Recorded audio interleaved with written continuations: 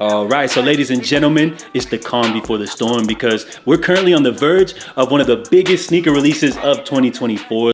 It's up. So Jordan Brand, they're bringing back a classic OG, arguably one of the greatest Jordan releases of all time. But of course, this time with a reimagined twist, which it seems like the consensus is saying that this new leather finish is considered an upgrade. Of course, we all love the OGs, but a lot of people complain that over time, that suede, nubuck, durabuck finish didn't age so well over time and kind of gave off like an ashy, dusty type of look, which I actually appreciate.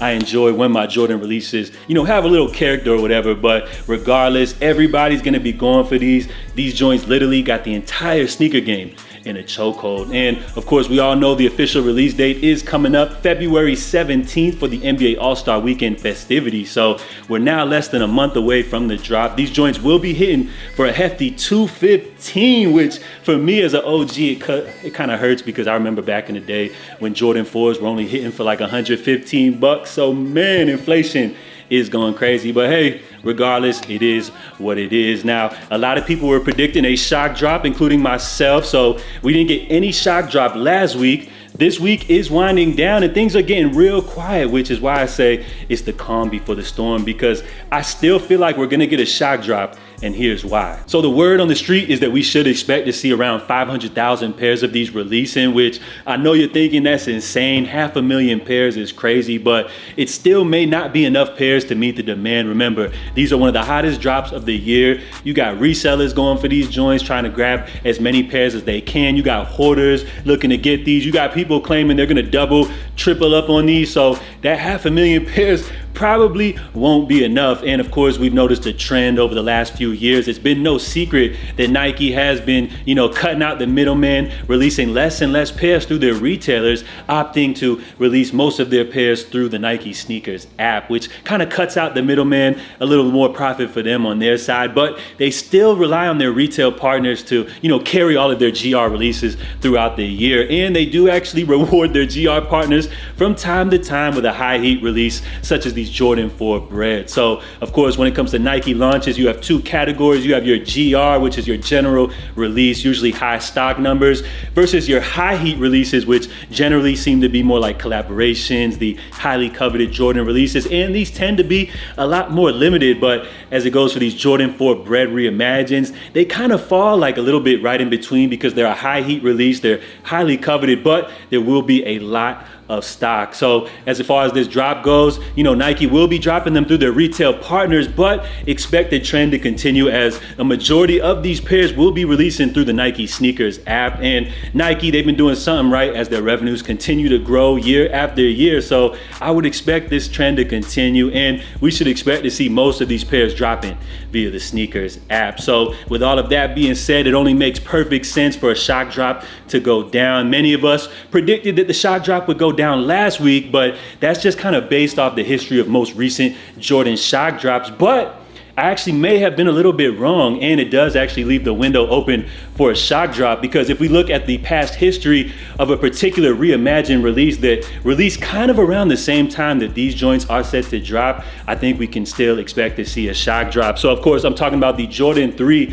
White Cement Reimagined, which if we take it all the way back to 2023, these joints actually dropped on March 11th. So it's kind of interesting that we actually got the shock drop for those joints actually on February 23rd. So it actually wasn't a month out, but actually more like a week and a half out from the official drop. So if we take a look at this calendar year, of course, these joints are dropping February 17th. So based off the release for the shock drop on the white cements, I'm gonna possibly say that we could maybe see this shock drop actually go down on February 1st, which is a Thursday. So that's my prediction. I'm saying February 1st, Thursday, and then I feel like the following week we could expect to see exclusive access, and then the official release going down on February 17th. But of course, nothing has officially been confirmed by Nike as far as the shock drop goes, and all of this is just speculation and my prediction based off previous releases. But I feel like the trend will continue. It makes perfect sense for Nike to do a shock drop. They got a lot of pairs to move, and it only makes sense for them to release them with this slow drip feed,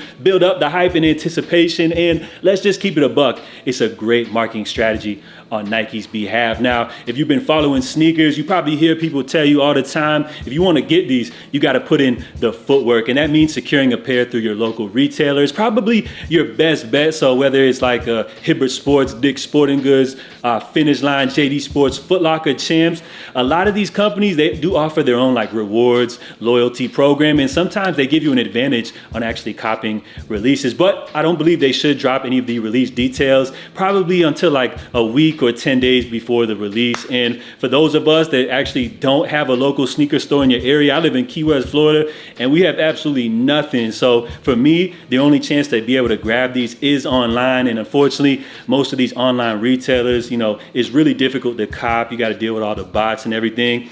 And it's just too stressful for me. So I'll be passing on all of those online drops.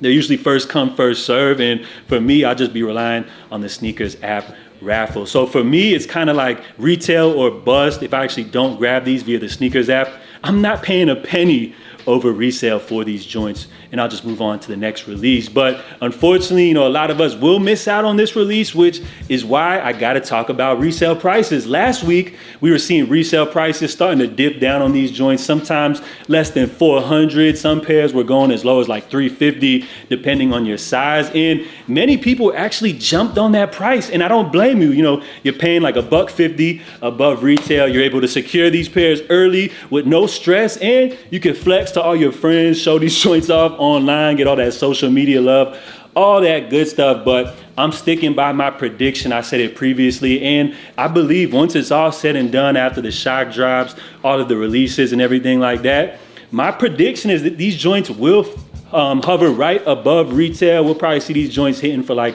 around $250, $280. That was my original prediction, and I'm standing on it. So drop your resale predictions down below. Now, typically this channel is not centered around sneaker resale, but due to the fact that so many people are gonna miss out on these, I'm really curious to know what you guys think about resale prices, specifically for these Jordan 4 Breds. And being with the hype being so crazy, the demand so real for these, you already know, best believe these will be in the conversation for sneaker of the year. Of course, when it comes to Jordan 4s, we know we got those Ama Manier 4s, we know we got the J Balvin 3s, as well as some heavy collaborations on the way. But as far as the sneaker of the year conversation goes, I feel like it always boils down to the OG. So we got these joints dropping, we got the military blue 4s dropping, and the reimagined black toe one. So it's gonna be a very interesting conversation once we get closer towards the end of the year as far as sneaker of the year goes. I feel like it's really a toss up as far as those Jordan 1 black toe reimagines. You know, it could go either way, as we've seen from the reimagined series. Sometimes they switch up the materials, sometimes they go with an aged look. And I could say if they give them the royal treatment that we got last year with the suede finish on those black toe ones, them joints are gonna sit just like the Royals did. And I feel like undoubtedly the sneaker of the year will have to go to one of these Jordan 4s. So I feel like that's gonna be a big factor. But as far as sneaker of the year conversation, I think it's gonna go for one of these OGs. So whether it's the black toes, depending on the material choice or whatever, if they give them that age look, I feel like that will definitely be a hit, just like the Lost and Founds. Of course, we got these black reimagined joints, the Breds, and then you got the military blues, you know, as early contenders for sneaker of the year. But we'll see if Jordan Brand has any other tricks up their sleeve. We'll see if any competitive brands can bring anything to the table, because let's just keep it real. It doesn't seem like there's a lot of competition and diversity in the sneaker game nowadays, and it seems like everybody really just cares about Nike or Jordan releases. But let me know your feedback down below. Let me know if you guys are excited about these Jordan 4, you know, reimagines. What are your resale predictions? And let me know if you rock with the OGs versus the new pair. So drop a like down below for good luck. If you haven't done so, help me out by subscribing to the channel. We're gonna wrap things up right here. I'm JA. Make sure y'all stay safe, stay blessed, and I'll catch you guys tomorrow for the latest episode. I'm out, y'all. Love.